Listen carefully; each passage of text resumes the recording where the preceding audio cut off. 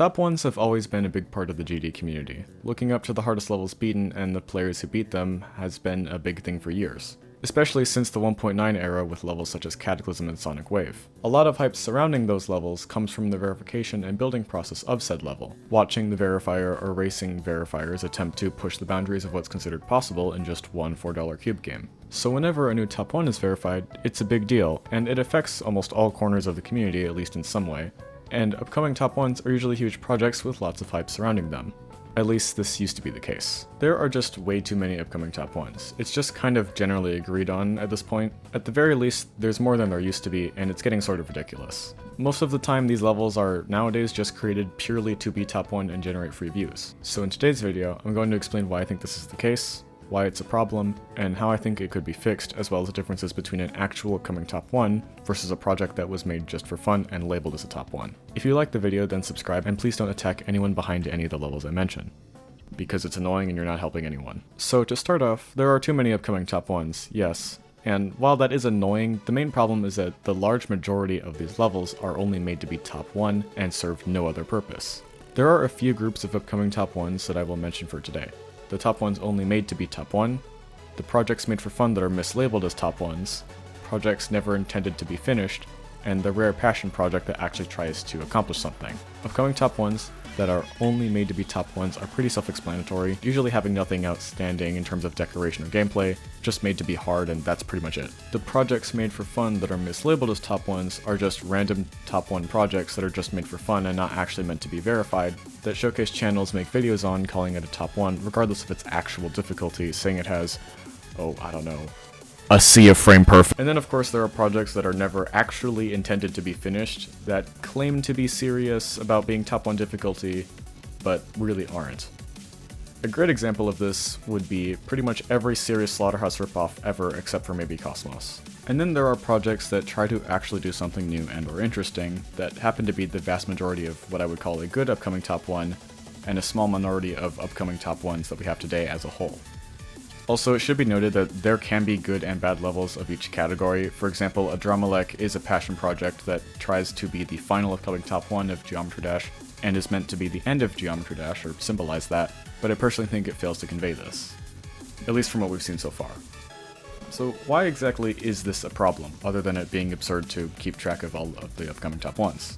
Well, to start off with the upcoming projects that are solely made just to be top 1, the level is useless once it's dethroned. Usually these projects tend to have passable but not actually good or interesting deco, and horrible gameplay as the level is just created to be as hard as possible. A fantastic example of this is Abyss of Darkness, which regardless of your opinion on it, it's pretty hard to deny that the overwhelmingly main reason that it exists is just to be top 1. Many top players call it unfun in terms of gameplay, and the decoration is, well, I mean it's decoration I guess, but there's not really much outstanding about it. And once it's dethroned, no one gives a crap about it. There isn't really anything remarkable about the level to most people. In fact, a lot of recent top 1s do fall into similar categories, Slaughterhouse only really being more widely accepted because of its atmosphere. So moving on to the next category, projects that are made for fun, but are just labeled as upcoming top 1s. Problem with this is that showcase channels with generally younger audiences portray anything as a new upcoming top 1, whether it actually is or not. Usually these levels are just made for fun and happen to be pretty hard or just straight up impossible, or maybe they're literally extended list difficulty and this hypothetical showcase channel says it's harder than Acheron. The problem with this is that people start to take these levels much more seriously, leading to more people paying enough attention to these levels to the point where they might actually possibly get verified. And if you think this is an impossible occurrence, because surely no one would verify an old joke level made for fun that's actually really horrible and unbalanced, I mean, it already has. Sakupin Circles exists. I know Sakupin Circles has like history or something, but whatever. An example of a level that has just been branded as a top 1 would be, you guessed it, it's the buffed remake of a buffed remake. It's the level that will get me cancelled by 12-year-olds on the ILL Discord server. The one, the only, Riot's Demise. Seriously, this level was just a couple creators pretty much making a level, probably for fun, that was just branded as a top 1 by the Sea of Frame Perfects guy. But see, this is the problem. Because of the showcase videos, more people take the level seriously, and bam, now someone has 31% on it. That being said, if this actually got verified, I doubt it's top 1, and I don't think it would get rated because the decoration's kinda trash, whether it was made for fun or not. So luckily for the sanity of top players, and anyone who cares the least bit about having at least half decent levels represent the community, it probably won't be top 1 at any point in time.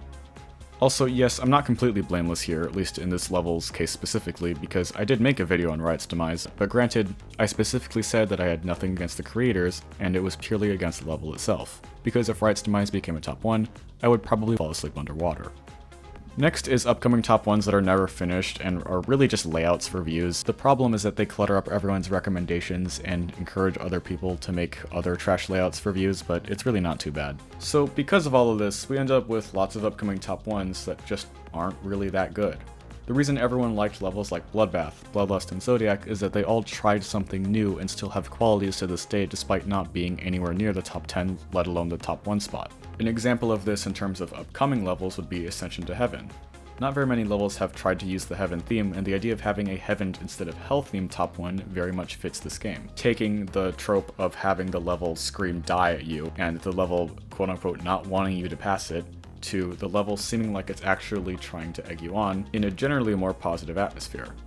And also because even if the level is dethroned, it's still definitely a very huge achievement, so that effect still works when it's no longer in the top 1 spot. That's the reason why most of the older top 1s that actually have something else to them are generally more well accepted by the community, or in the case of Tartarus because it's a Riot level. In addition to lower quality top 1s, this leaves the community being completely split as to which level is better or deserves a top 1 spot in terms of the level's difficulty and quality, instead of everyone together admiring whatever the hell this is. So enough complaining. How could we possibly fix this? Well, first off, many upcoming top 1 projects would still be the same level of interesting, take that as you will, if they weren't top 1. For example, Corrupted Planet, the Crimson Planet sequel, could just be harder than Crimson Planet and still succeed as a sequel, at least in its own way, and while I don't personally like the level much, I still think it would be pretty successful. Other upcoming top 1s that are literally only made to be top 1, at this point just cut to the chase and nerf them because they'll be about as interesting as they would be once they are dethroned if they ever did get verified. Or you could try to do something more interesting with them, you know, like put effort in, that'd be pretty cool. But I also think we as a community could just pay more attention to levels that we genuinely find interesting, whether they're top 1s or not. Everyone being so hyper-focused on what's going to be the next new hardest level in the game is pretty weird, considering that there are tons and tons of other levels out there that deserve just as much attention. Or at the very least, more attention than a level that's just made for free views, that'll probably be dethroned pretty quickly, and everyone forgets about it because there is no history, good decoration, or decent gameplay. Ultimately, I think we will have better upcoming top 1s in the future, especially with the ASS trilogy out of the top 1 spot soon, with levels like Eternal Night, Limbo, Return Zero, and Edge of Destiny, each on their way soon, that will hopefully inspire better levels than Slaughterhouse ripoffs. But please, as a message to creators out there, stop making top 1s that nobody needs, it's annoying. But if you are really good at decorating levels, and you need something to decorate, specifically, let's say Glow and Space theme, you could contact me on Discord to decorate a part in Challenger. Thought I'd at least self-promo a bit there. Yep, that's it for today's video. If you liked the video, then like the video, and if you want to see other content like it, then subscribe and notifications. Again, please do not send hate to anyone who is involved in any of the projects mentioned in this video. And yeah, also you can join my Discord server, link is in the description if you don't care about your sanity whatsoever, and I'll see you in the next one.